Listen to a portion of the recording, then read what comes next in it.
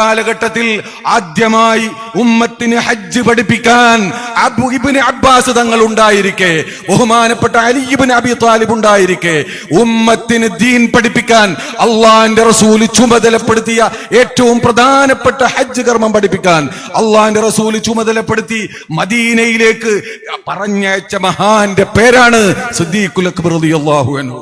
നിങ്ങളുടെ താൽക്കാലിക രാഷ്ട്രീയ താല്പര്യത്തിന് വേണ്ടി സിദ്ദീഖിനെ തട്ടിക്കളിക്കാൻ വന്നാൽ നിങ്ങൾ കമ്മ്യൂണിസ്റ്റ് ചാപ്പ കുത്തിക്കോ, ഞങ്ങൾക്കൊരു പ്രശ്നവുമില്ല. പക്ഷെ അത് അനുവദിച്ചു തരുന്ന പ്രശ്നമില്ല എന്ന് നിങ്ങൾ മനസ്സിലാക്കുന്നത് നല്ലതാണ്. ഈ സിദ്ദീഖ് ആരാണെന്നറിയോ? ഇന്ന് ചില അല്പന്മാർക്ക് സിദ്ദീഖ് ആരെന്നറിയുന്നില്ല. അവര് പറയുന്നത് എന്താണ്? സിദ്ദീഖ് റളിയല്ലാഹു അൻഹു. ഈ സിദ്ദീഖിനോടാണ് ബഹുമാനപ്പെട്ട റസൂലുള്ളാഹി ഹജ്ജിന് അമീറാവാൻ പറഞ്ഞത്. അള്ളാന്റെ റസൂൽ അന്ന് ഹജ്ജ് ചെയ്തിട്ടില്ല, ഇസ്ലാമിൽ ഹജ്ജ് ചെയ്തിട്ടില്ല. അപ്പറഞ്ഞതും പോയത്താ ഏതോ ക്വാളിറ്റിക്കാർ എഴുതി തന്നത് വായിക്കുമ്പോ XMLA ആണെങ്കിലൊക്കെ ഒന്ന് ചിന്തിക്കണോ, ലേശം കോമൺ സെൻസ് ഒക്കെ ഒന്ന് കാണിക്കണം. ഈ പണി ഇനിയും കിട്ടാനൊക്കെ സാധ്യത ഉണ്ടല്ലോ, ആ പണി എടുത്താൽ മതി. ഈ പണിയെടുക്കാൻ ഇവിടെ ഞങ്ങളുണ്ട്. അതേ സിദ്ദീഖ് ഒരു സമൂഹത്തിലുണ്ടെങ്കിൽ മറ്റൊരാൾ അവിടെ ഇമാമത്ത് നിൽക്കാൻ യോഗ്യനല്ലെന്ന് അള്ളാന്റെ റസൂല് പ്രഖ്യാപിച്ചതാണ്.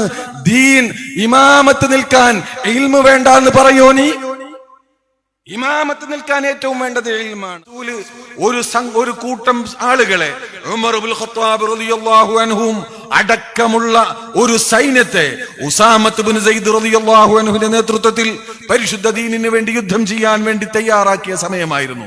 അവർ പുറപ്പെട്ട സമയമായിരുന്നു. ആ സമയത്താണ് റസൂലുള്ളാഹി വഫാത്താകുന്നത്. ഈ സംഗതി റസൂലുള്ളാഹിയുടെ വഫാത്തോടുകൂടെ ഇർതജഫത്ത് ഖുലൂബുൽ മുസ്ലിമീൻ, ആ രംഗം ചരിത്ര പണ്ഡിതന്മാർ വിവരിക്കുന്നുണ്ട്. മുസ്ലിമീങ്ങളാകെ പരിഭ്രാന്തരായി. ഈ സ്ലീപ്പിംഗ് സെല്ലുകളൊക്കെ ഉണർന്ന് പ്രവർത്തിക്കാൻ തുടങ്ങി.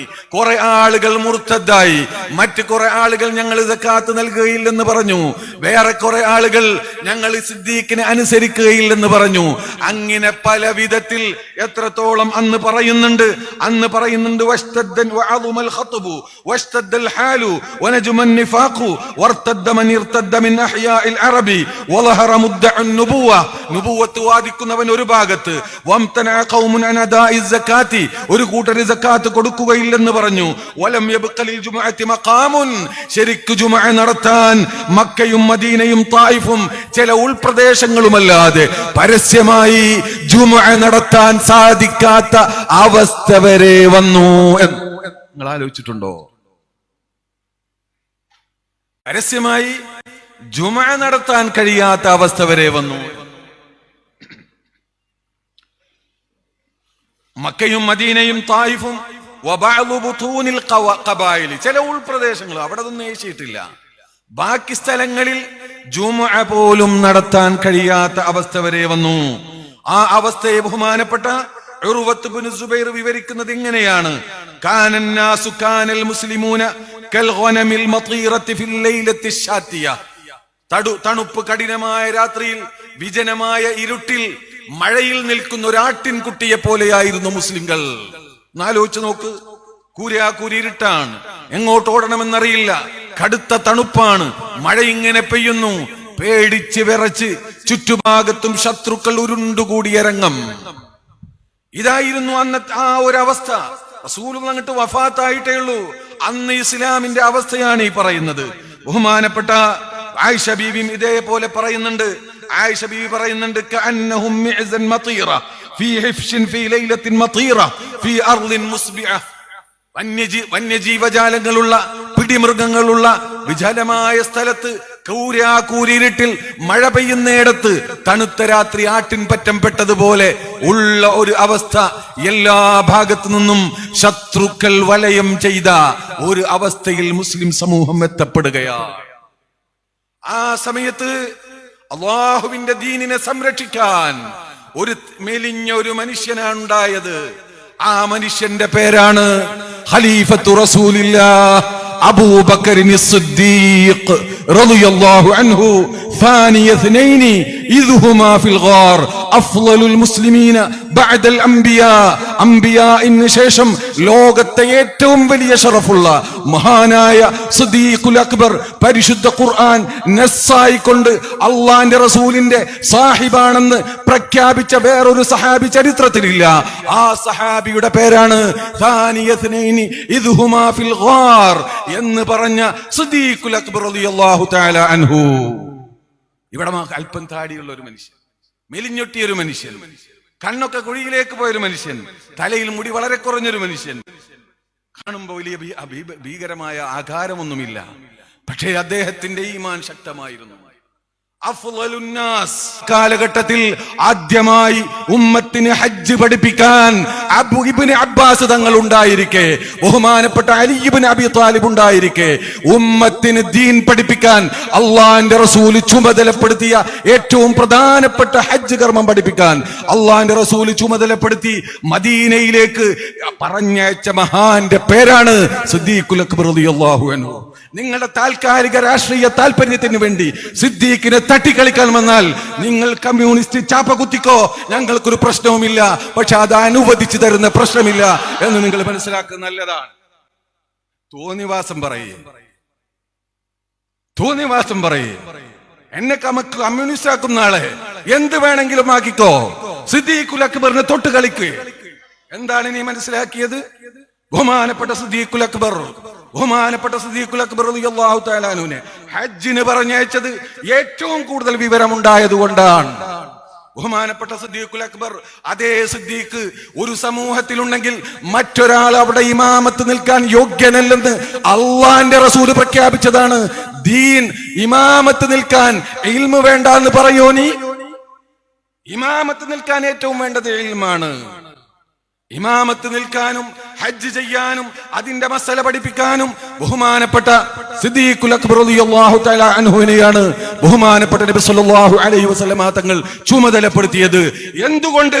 ബഹുമാനപ്പെട്ട സിദ്ദീഖ് റളിയല്ലാഹു അൻഹു ആണ് അഅലമുഹും മാത്രമല്ല, ലാഹിറും ബാത്തിനും അറിയുന്ന ആളായിരുന്നു.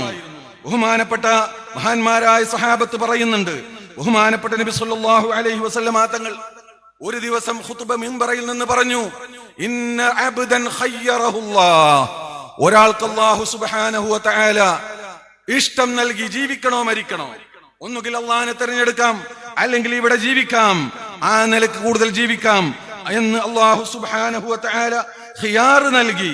അബൂ റജാ അൽ-അത്വാരിദി റളിയല്ലാഹു തആല അൻഹു അടക്കമുള്ള ആളുകളൊക്കെ പറയുന്നുണ്ട്, അവർ പറയാണ് അങ്ങനെ അള്ളാഹുവിന്റെ റസൂല് സമ്മതം, എനിക്ക് അള്ളാഹു തആല ഒരാൾക്ക് സമ്മതം കൊടുത്തു എന്ന് പറഞ്ഞു. അപ്പോ ഞാൻ ആ ആള് അള്ളാഹിനെ തെരഞ്ഞെടുത്തു എന്ന് പറഞ്ഞു.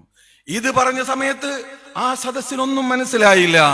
ആ സദസ്സിൽ നിന്ന് ഫദൈനാക ബി ആബാഇനാ ഫദൈനാക ബി ഉമ്മഹാതിനാ യാ റസൂലല്ലാഹ് ഫദൈനാക ബി അർവാഹിനാ എന്നൊരു മനുഷ്യൻ വിളിച്ചു പറയുകയാണ്.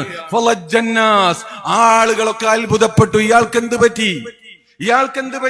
അള്ളാന്റെ റസൂല് ആരോ ഒരാളെ പറ്റി പറയുന്നു, അയാൾക്ക് ജീവിക്കണമെങ്കിൽ ജീവിക്കാം, മരിക്കണമെങ്കിൽ മരിക്കാം, അതോ അള്ളാഹുവിനെ തെരഞ്ഞെടുക്കാം, ഇഷ്ടം പോലെ ചെയ്യാം, അവരുടെ ഇഷ്ടത്തിന് വിട്ടു എന്ന അർത്ഥത്തിൽ അള്ളാഹുവിന്റെ റസൂൽ സ്വല്ലല്ലാഹു അലൈഹി വസല്ലമ തങ്ങള് റസൂലുള്ളാഹി സ്വല്ലല്ലാഹു അലൈഹി വസല്ലമ തങ്ങൾ ഇതിങ്ങനെ പറയുമ്പോൾ ആ പറഞ്ഞത് അത് ആരെ സംബന്ധിച്ചാണ് എന്ന് അക്കൂടിയ സഹാബത്തിൽ ആർക്കും മനസ്സിലായില്ല. അതാ സിദ്ദീഖുൽ അക്ബർ റളിയല്ലാഹു അൻഹുവിന് മനസ്സിലായി, ഇത് റസൂലിന്റെ അജൽ അടുത്തിരിക്കുന്നു എന്നതിന്റെ സൂചനയാണ്. അതുകൊണ്ട് വിളിച്ചു പറയുന്നു, നബിയേ ഫദൈനാക ബി ആബാഇനാ, അങ്ങയുടെ ജീവൻ നിലനിർത്താൻ ഞങ്ങളുടെ പിതാക്കളെ നൽകാൻ ഞങ്ങൾ തയ്യാറാണ്. അങ്ങയുടെ ജീവൻ നിലനിർത്താൻ ഞങ്ങളുടെ മാതാക്കളെയും ഞങ്ങളുടെ അർവാഹം നൽകാൻ ഞങ്ങൾ തയ്യാറാണ്. അങ്ങേ ഇനിയും ഞങ്ങൾക്ക് വേണമെന്ന് വിളിച്ചു പറയുന്നു. ഫലജ്ജന്നാസ്, ജനങ്ങളൊക്കെ എന്താണെന്നറിയാതെ ബഹളം വെക്കുന്നു. അപ്പോഴാണ് പറഞ്ഞത് ആ വാക്കുകൊണ്ട് ഉദ്ദേശിച്ചത് അള്ളാന്റെ റസൂലിനെ തന്നെയാണ് എന്ന്. ഇങ്ങനെ വരികൾക്കിടയിൽ നിന്ന് ഇഷാറാത്തുകൾ പോലും മനസ്സിലാക്കിയ എത്രയെത്ര സംഭവങ്ങൾ ബഹുമാനപ്പെട്ട ശംസുൽ ഉലമ പറയാറുണ്ട്. എത്ര കണ്ട് സഫ ഉണ്ടോ അത്ര കണ്ടാണ് ഇൽമ സാധ്യമാവുക. അതുകൊണ്ടാണ് വയുസക്കീഹിം വയുഅല്ലിമുഹുൽ കിതാബ് എന്ന് തർത്തീബ് അങ്ങനെ വന്നത്. സക്കാത്ത് എത്രയുണ്ടോ അത്ര കണ്ടാണ് ഇൽമു സാധ്യമാവുക. അസ്കാ ബഹുമാനപ്പെട്ട സിദ്ദീഖായിരുന്നു, അതുകൊണ്ട് അഅലമും സിദ്ദീഖുൽ അക്ബർ റളിയല്ലാഹു അൻഹു ആയിരുന്നു.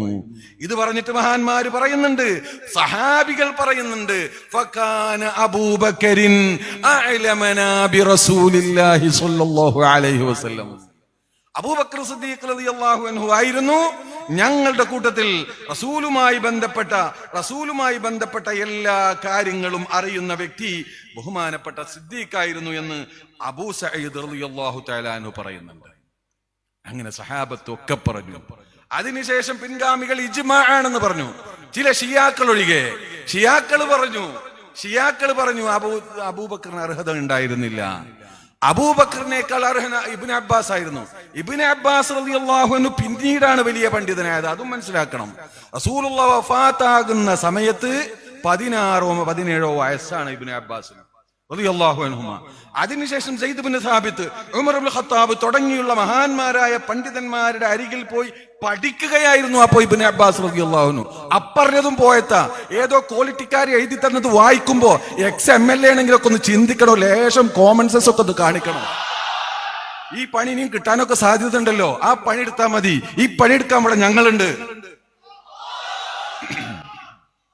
എന്നിട്ട് അത് മുണ്ടാൻ പാടില്ല. മുണ്ടിയാ പിന്നെ കമ്മ്യൂണിസ്റ്റ്. സിദ്ദീഖുൽ അക്ബറിനെ പറ്റി പറഞ്ഞിട്ട് ആരെവിടെ പ്രതികരിച്ചു? എവിടെ പോയി നിങ്ങളുടെ ഈമാൻ? സിദ്ദീഖുൽ അക്ബർ റളിയല്ലാഹുവിനെ പറ്റി തൊട്ട് കളിച്ചിട്ട് മിണ്ടാതിരിക്കുകയോ?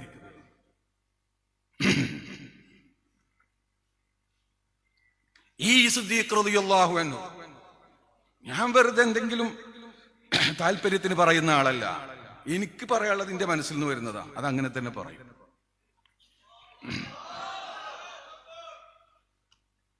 ഈ സിദ്ദീഖ് റളിയല്ലാഹു അൻഹു ഈ പ്രശ്നങ്ങളൊക്കെ പൊട്ടിപ്പുറപ്പെട്ടു. യുദ്ധത്തിന്റെ അഹ്ലുകാരോട് യുദ്ധം ചെയ്യാൻ തീരുമാനിച്ചു. സകാത്ത് തരില്ലെന്ന് പറഞ്ഞവരോട് യുദ്ധം ചെയ്യാൻ തീരുമാനിച്ചു. ആകെ കലുഷിതമായ അന്തരീക്ഷമാണ്. ആ സമയത്ത് ബഹുമാനപ്പെട്ട മറ്റൊരു വിഭാഗം യുദ്ധത്തിന് വേണ്ടി പുറത്തു പോകുന്നു ഉസാമയുടെ നേതൃത്വത്തിൽ റളിയല്ലാഹു അൻഹു. ആ സമയത്ത് ബഹുമാനപ്പെട്ട ഉമർ ഇബ്നുൽ ഖത്താബ് തങ്ങളടക്കം വന്നുകൊണ്ട് ബഹുമാനപ്പെട്ട സിദ്ദീഖുൽ അക്ബർ റളിയല്ലാഹു തആല അൻഹുവിനോട് പറയുന്നുണ്ട്, ഈ സമയത്ത് ഇത് വേണോ? എന്തോ ഇങ്ങനെ വട്ടമിട്ട് പറക്കണ സമയല്ലേ? ഇപ്പൊ നമ്മള് സുന്നത്ത് ജമാഅത്ത് പറയുന്നുണ്ടോ എന്നൊക്കെ ചോദിക്കുന്നല്ലോ. അങ്ങനെ തെറ്റിദ്ധാരണ ചില ആളുകൾ ഉണ്ടാക്കി. നിഷ്കളങ്കരായ ചില ആളുകൾ ഇന്ന് പെടുന്നത് പോലെ അന്നും പെട്ടു. അന്ന് ചില ആളുകൾ വന്ന് ഉമർ റളിയല്ലാഹു അൻഹുവിന് പോലും തോന്നി ഇപ്പൊ നമ്മൾ അങ്ങനെ നമ്മുടെ കൂട്ടത്തിലുള്ള ആളുകളുമായുള്ള പ്രശ്നം തൽക്കാലം ഒന്ന് മൂടി വെച്ചിട്ട് പുറത്തുള്ള ശത്രുക്കളെ നേരിടുകയല്ല നല്ലത് എന്ന് പറഞ്ഞ സന്ദർഭത്തിൽ ആ മെലിഞ്ഞ മനുഷ്യൻ മഹാനായ സിദ്ദീഖുൽ അക്ബർ പറഞ്ഞൊരു വാക്കുണ്ട്, റജൗതു നുസ്റതക, നിങ്ങൾ എന്നെ സഹായിക്കുമെന്നായിരുന്നു ഞാൻ വിചാരിച്ചത്. നീ എന്നെ കൈയൊഴിയാനാണോ ഇപ്പൊ വന്നത്?